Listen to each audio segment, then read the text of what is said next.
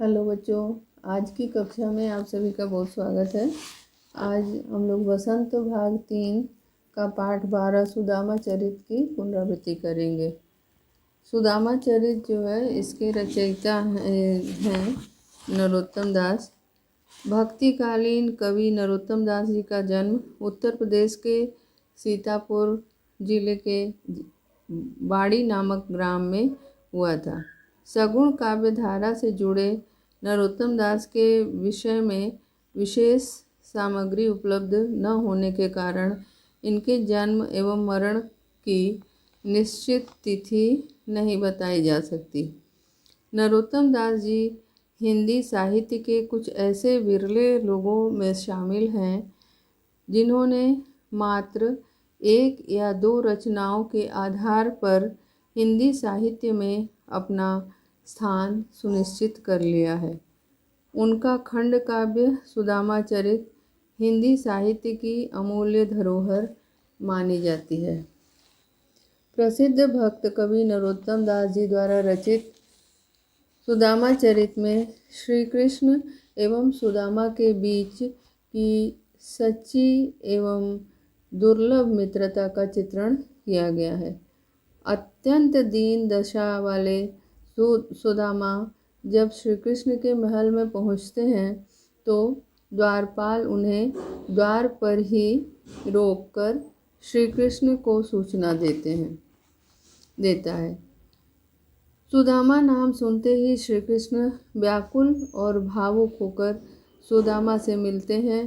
सुदामा के पाँवों में चुभे कांटे एवं फटी बेवाइयाँ देखकर श्री कृष्ण रो पड़ते हैं। उनके आँखों से सुदामा इतने आंसू उनके आँखों से गिरते हैं कि सुदामा जी का पैर उन आंसुओं से ही धुल जाता है।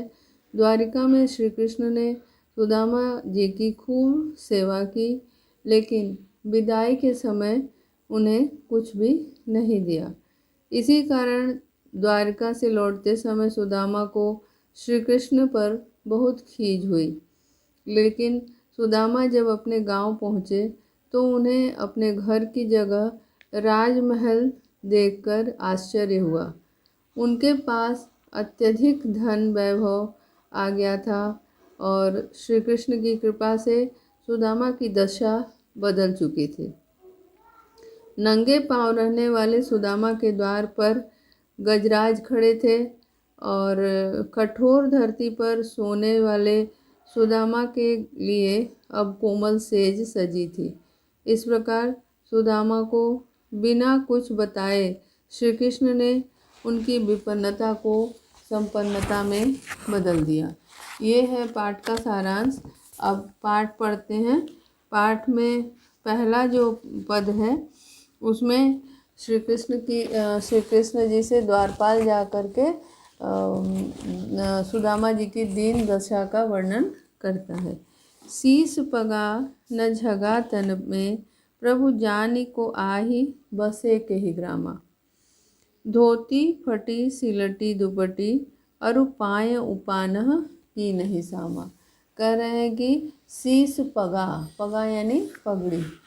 शीस पगा ने शीस पे उनके मतलब शीस पर यानी सिर पे पगड़ी नहीं है और न झगा तन पे और न उनके बदन पे कोई कपड़ा है ना।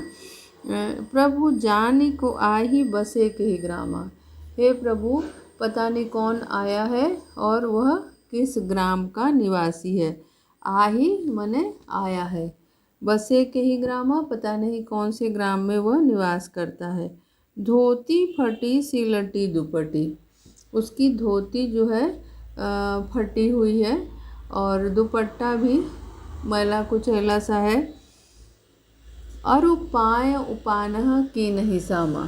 अरु मने और पैर में उसके उपानह यानी कि जूता पहनने का भी सामर्थ्य नहीं है।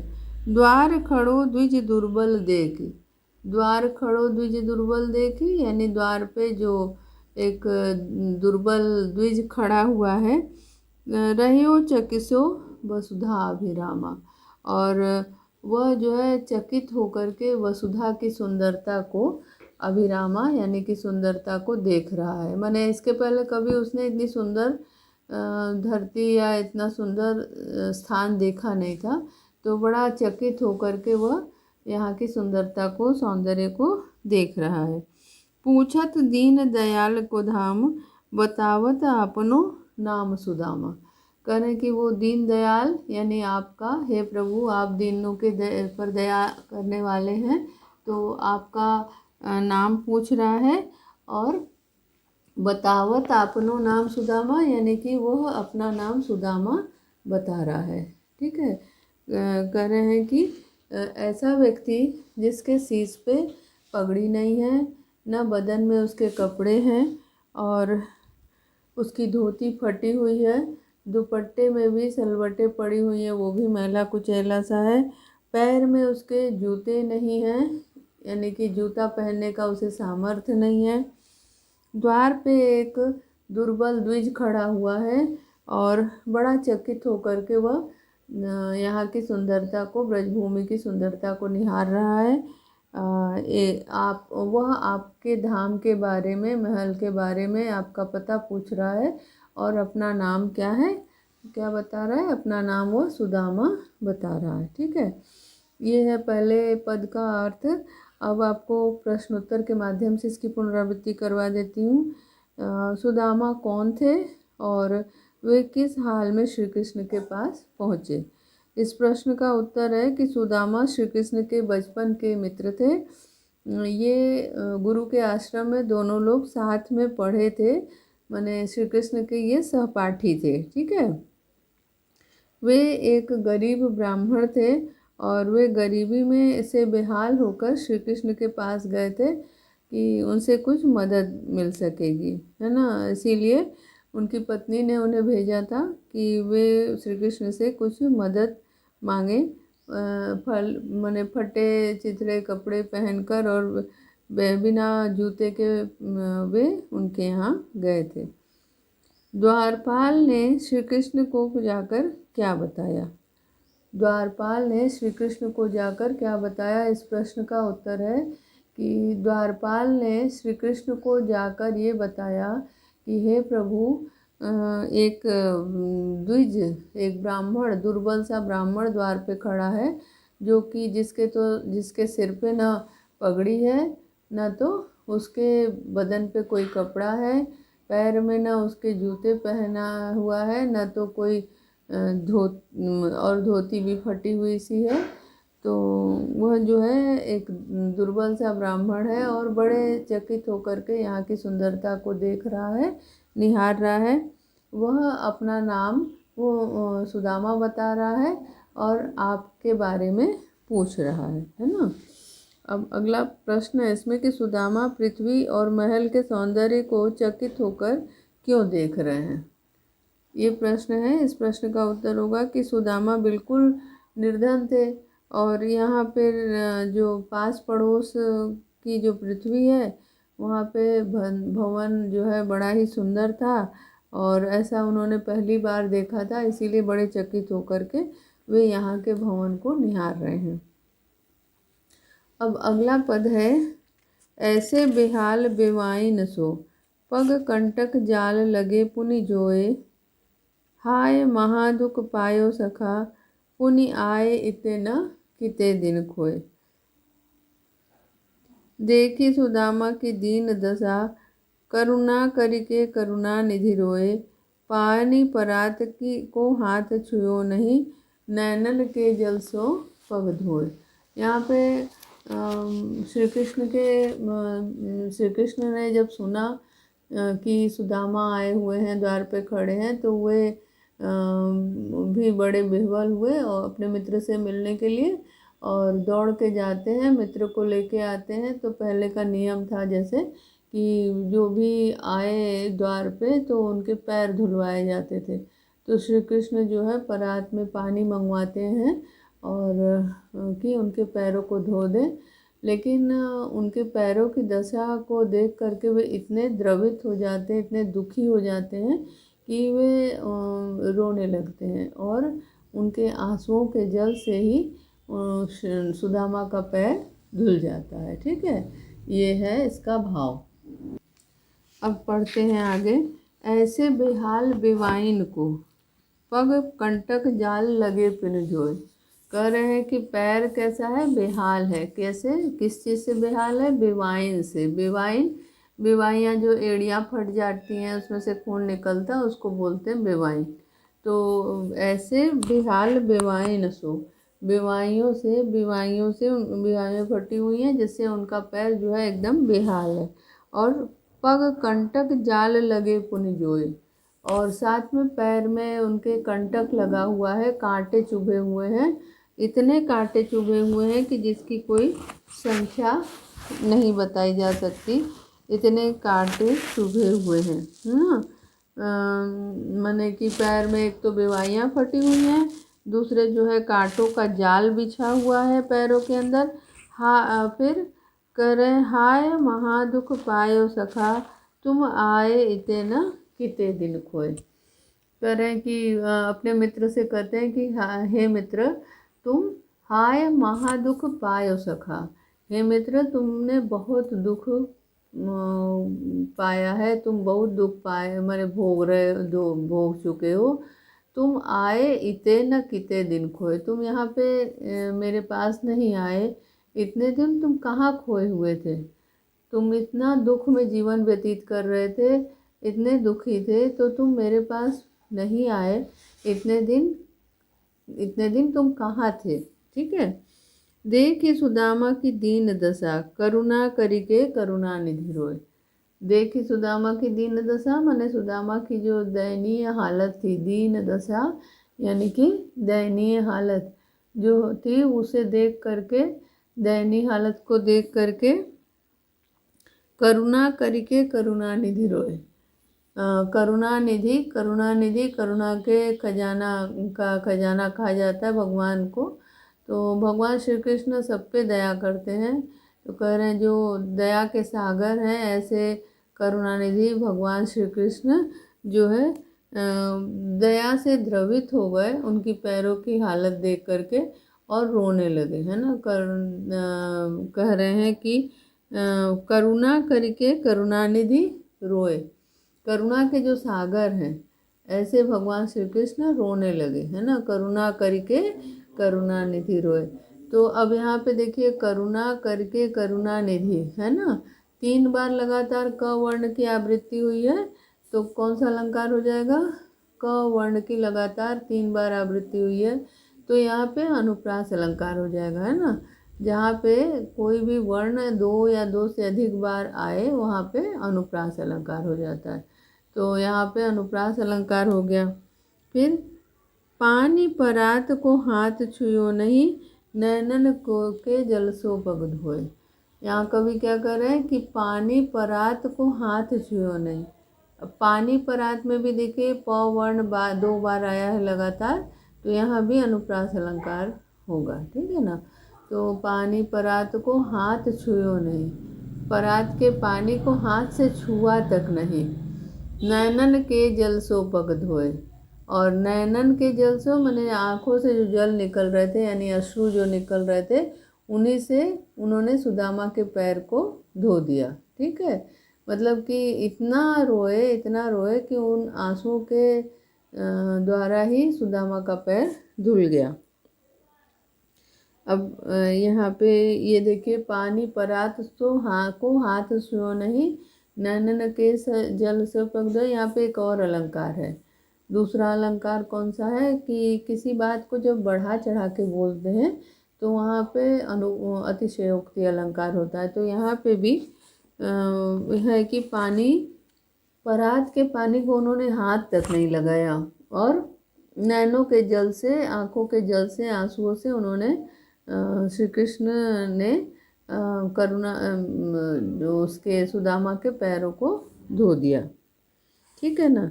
तो इस प्रकार जो है प्रश्न उत्तर के माध्यम से इसकी पुनरावृत्ति करते हैं। सुदामा के पैरों की दशा कैसी थी। प्रश्न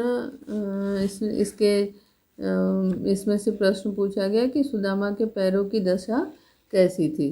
इस प्रश्न का उत्तर होगा कि सुदामा के पैर में जगह जगह विवाहियाँ फटी हुई थी और उसमें कांटे का जाल बिछा हुआ था।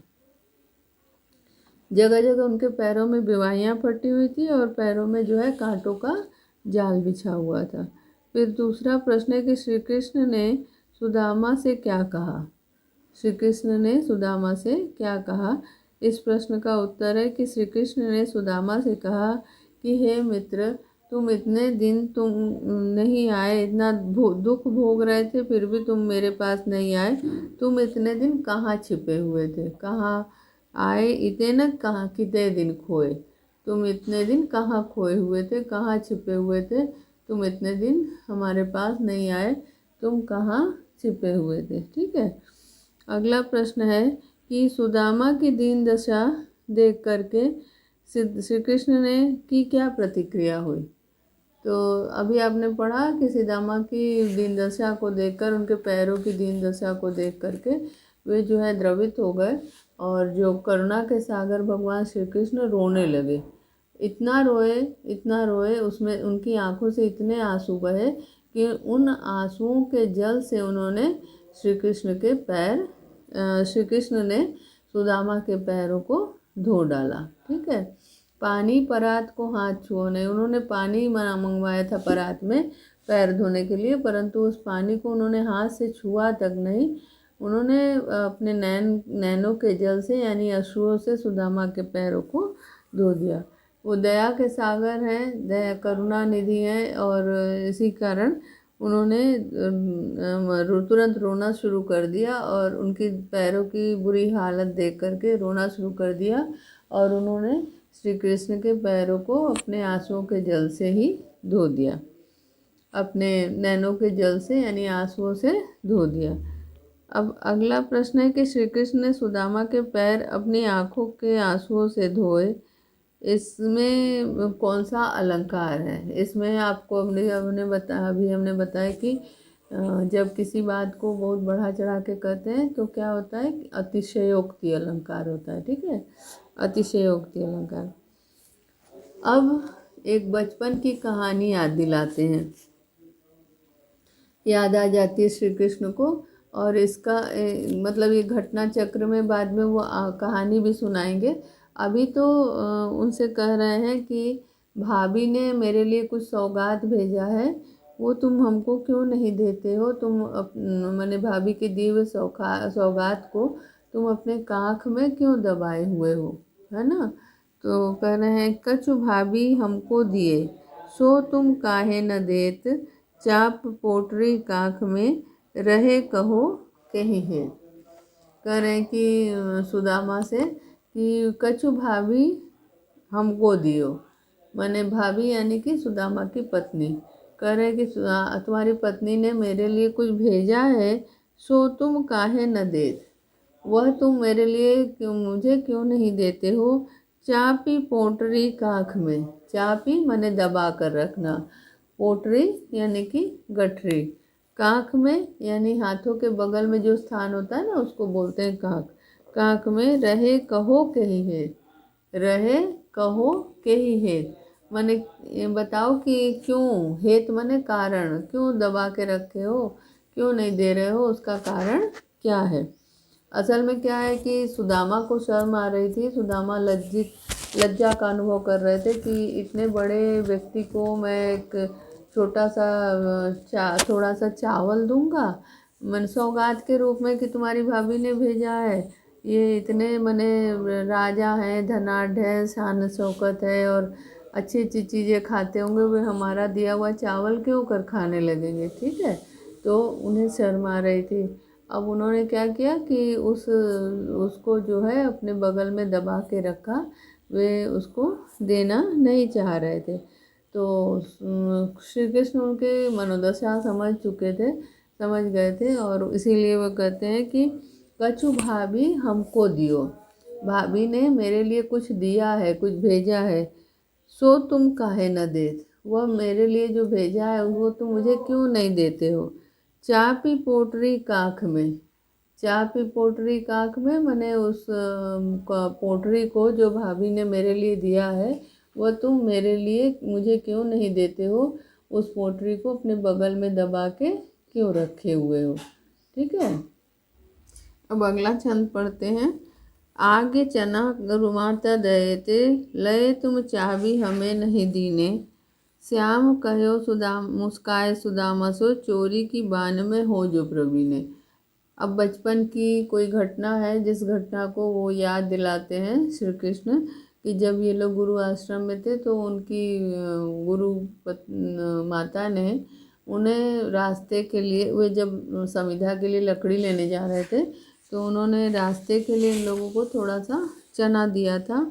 और चने को लेकर के जब ये लोग जा गए थे तो कहीं बारिश होने लगी तो ये कहीं पेड़ पे दोनों लोग चढ़ गए। अब श्री कृष्ण अब सुदामा जो है सारा चना अकेले ही खा गए। तो जब आवाज़ हो रही थी खाने की तो श्री कृष्ण ने उनसे पूछा कि कुछ आवाज़ हो रही है मतलब चबाने की। तो सुदामा ने झूठ बोल दिया कि वो ठंड लग रही है इसीलिए दांत कटकटा रहा है। ठीक है, तो उसी को वो याद दिलाते हैं, कहते आगे चना गुरु माता दये थे, गुरु माता ने जो चना दिया था, दये थे गुरु माता ने जो रास्ते के लिए चने दिए थे, लय तुम चाबी हमें नहीं देने, लय तुम चाबी, चाबी माने खा लेना है ना, चाबी हमें नहीं देने, तुमने जो है वह अकेले ही खा लिया, हमें नहीं दिया। श्याम कहो सुदामा मुस्काए सुदामा सो, श्याम जो है, श्याम माने श्री कृष्ण सुदामा से मुस्कुरा के कहते हैं कि चोरी की बान में हो जो प्रवीण है। और ऐसा तुमने क्यों किया, क्योंकि तुम चोरी की कला में, बान माने कला, चोरी की कला में हो जो प्रवीण है, तुम तो प्रवीण हो यानी कि तुम बड़े कुशल हो, तुम बचपन से ही चोरी की कला में बड़े प्रवीण हो। पोटरी कांख में चाप ही रहे तुम, और इसी का कारण है, यही कारण है कि जो पोटरी भाभी ने दिया है उसको तुम कांख में चाप ही रहे तुम, चाप ही माने दबा कर, चापना मतलब दबा कर, तुम उस पोटरी को कांख में यानी बगल में, हाथ के बगल में जो जगह होती है ना उसको बोलते हैं कांख, तो कांख में तुम उस पोटरी को दबा के रखे हुए हो। खोलत नाही सुधा रस भीने, और तुम उसको खोलना नहीं चाहते हो, वह तो सुधा के रस से यानी अमृत रस से वह भीगा हुआ है, प्रेम से दिया गया है ना सौगात, तो इसलिए कह रहे हैं कि वो मानो अमृत रस से में भीगा हुआ है। वो प्रेम के वो जो सौगात उन्होंने दिया है वो करें कि कोलत ना ही सुधा रस भीने, वह सुधा रस में भीजा हुआ है, भीगा हुआ है, सुधा यानी कि अमृत। ठीक है, तो सुधा के रस में भीगा हुआ जो चावल है यानी अमृत के रूप में, अमृत के स्वाद वाला जो चावल है, तुम उसको हमें नहीं देना चाह रहे हो और उसको छिपा के रखे हुए हो। ऐसा क्यों कर रहे हो, क्योंकि तुम चोरी की कला में बचपन से ही प्रवीण हो यानी कि कुशल हो। पाछिली बानी अजो न तजो तुम, पाछिली यानी कि पिछली, बानी माने कला, पिछली कला को अजो न तजो तुम, अजो न तजो तुम माने आज भी तुमने उस कला का त्याग नहीं किया, उस कला को छोड़ा नहीं है, यानी जो चोरी की कला है उस चोरी की कला को अभी भी तुम नहीं त्याग सके हो। तैसे ही भाभी के तंदुल कीने, और यही कारण है कि भाभी का जो दिया हुआ तंदुल है यानी कि चावल है उसको तुमने ऐसे रखा है, छिपा कर रखा है। भाभी ने जो चावल दिया उस चावल को इसी कारण से तुम छिपा के रखे हुए देना नहीं चाह रहे हो। अब प्रश्न के माध्यम से पुनरावृत्ति करते हैं। सुदामा को श्री कृष्ण की कौन कौन सी बातें याद आ गई। सुदामा को नहीं, यहाँ पे ये प्रश्न है कि भाभी श्री कृष्ण ने सुदामा से क्या कहा। श्री कृष्ण ने सुदामा से कहा कि भाभी ने मेरे लिए जो सौगात दिया है वह तुम क्यों नहीं देते हो, वह क्यों कांख में दबाए हुए रहते हो। और उसके बाद दूसरा प्रश्न है कि श्री कृष्ण ने बचपन की कौन सी घटना उन्हें याद दिलाई। इस प्रश्न का जवाब है कि बचपन में जब गुरु माता ने इन लोगों को समिधा की लकड़ी जाते वक्त थोड़े चने दिए थे राह में खाने के लिए, तो उसको सुदामा अकेले ही खा गए थे ना। तो उसी कहानी को, उसी घटना को फिर से याद दिलाते हैं और कहते हैं कि तुम बचपन से ही चोरी की कला में प्रवीण हो और यही कारण है कि तुम देना भाभी का जो प्रेम से दिया हुआ अमृत के समान जो सौगात है वो हमें नहीं देना चाहते हो ना। फिर यहाँ पे ये पूछ रहे हैं कि पाछिली पाछिली का अब वो क्या है, पाछिली का शुद्ध शब्द रूप क्या है। इसका पाछिली माने पिछला और बानी माने कला। पाछिली माने पिछली या पिछली जो बात है, मतलब जो बीते समय की बातें हैं वो तुम अभी भी नहीं भूल पाए हो, इसीलिए तुमने ऐसा किया है ना। भाभी ने उपहार में क्या दिया था, ये प्रश्न है कि भाभी ने उपहार में क्या दिया था। भाभी भिक्षा करके लाई थी और उनको 2 मुट्ठी चावल मिला था, वही चावल उन्होंने भेज दिया था। इधर श्री कृष्ण जो है राजा हैं, उनकी संपन्नता को देख के सुदामा को शर्म आई कि वे उस चावल को नहीं निकाले कि इतने बड़े राजा होकर हमारी पत्नी के द्वारा दिया हुआ थोड़ा सा चावल मिलेंगे, और ये सोच करके वे जो है नहीं कहते हैं, छिपा के रखना चाहते हैं। जबकि श्री कृष्ण तो अंतर्यामी हैं, उनको सब पता चल जाता है और वे इस तरह से कहते हैं। अब अगला जो है, सुदामा ने बगल में रखी पोटली को देखकर श्री कृष्ण मुस्कुराकर क्या बोले, उन्हें व्यंग करते हैं। श्री कृष्ण जो है उन्हें व्यंग करके बोलते हैं कि तुम पिछली बातों को, पिछली कला को अभी तक नहीं भूल पाए हो, क्योंकि तुम तो चोरी की कला में तुम प्रवीण हो। श्री कृष्ण ने उपहार को कैसा बताया, श्री कृष्ण ने उपहार को कैसा बताया, ये वो है ना तैसे ही भाभी के तंदुल कीने, यहाँ पे ये अमृत रस भीने, खोलत नाही सुधा रस भीने। ये बताना चाह रहे हैं, कह रहे हैं कि वो जो भाभी ने सौगात दिया है वो कैसा है, सुधा रस माने अमृत के रस में भीगा हुआ है, सीजा हुआ है, अमृत में के रस में सीजा हुआ है, और तुम उस अमृत रस से सीजे हुए उस चावल को तुम देना नहीं चाहती हो। और क्यों नहीं देना चाहती हो कि तुम चोरी की कला में बचपन से ही प्रवीण हो, है ना। अब अगला है, वह पुलकनी वह उठी मिलनी वह आदर की बात, यह पटवनी गोपाल की कछु नहीं कही जात।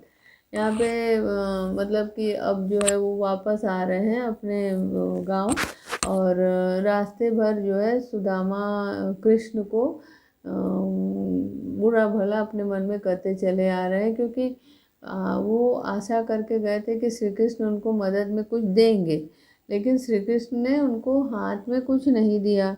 तो इनको लगा कि वे बेकार में श्री कृष्ण के पास आए थे, और यही सोच सोच के वो दुनिया मतलब बचपन की बातें याद कर करके उनको कोसते हैं। कह रहे वाह पुलकनी वाह उठी मिलनी वह आदर की बात, कि वह मुझे देख के पुलकित होना, रोमांचित होना और उठकर मेरे साथ गले मिलना, और वे आदर जत्न, वैसा आदर जत्न करना, यह पटवनी गोपाल की कछु ना ही कच जात करें। और इस प्रकार खाली हाथ भेज देना, ये कैसा व्यवहार है, उन्होंने हमारे साथ कैसा व्यवहार किया, इसके बारे में कुछ समझ पाना कठिन है। फिर अपने मन में ही खींच कर कहते हैं कि कहाँ भयो तो अब भयो, हरि को राज समाज, घर घर कर ओढ़त फिरे तनक दधी के काज। कह रहे हैं कि आज उनके पास राज समाज हो गया तो क्या हुआ, वे तो वैसे ही घर घर जो है माखन चोरी करके खाते थे, माखन चुराना तो चुराते ही थे बचपन से, ठीक है। तो कह रहे हैं कि माखन तो बचपन से चुराते ही थे, तो माखन चुराना तो उनकी आदत है थोड़े थोड़े, और अब जो है राजा हुए तो क्या हुआ, तो मतलब कि वे हमको क्या देंगे, वो तो खुद ही घर घर चोरी करके खाने वाले व्यक्ति हैं। हाँ, इसीलिए कह रहे हैं कि हाँ आवत नहीं हो तो, और अपनी पत्नी पे भी खींच रहे हैं, कह रहे मैं तो नहीं आ रहा था, वाही पठे ठेली, वाही यानी कि पत्नी नहीं, वह ही, उसने ही मुझे ज़बरदस्ती भेजा, ठेली यानी धक्के मारकर मुझे भेजा। उनसे पत्नी ने कहा था ना कि तुम्हारे पति तुम्हारे मित्र इतने बड़े व्यक्ति हैं तो उनसे जाके मदद मांगो। तो वही याद करके कहते कि तो मैं तो आ नहीं रहा था, वही ज़बरदस्ती मुझे ठेल कर भेजी। और अब कहियों को समझाए के बहुदिन धरो सकेली।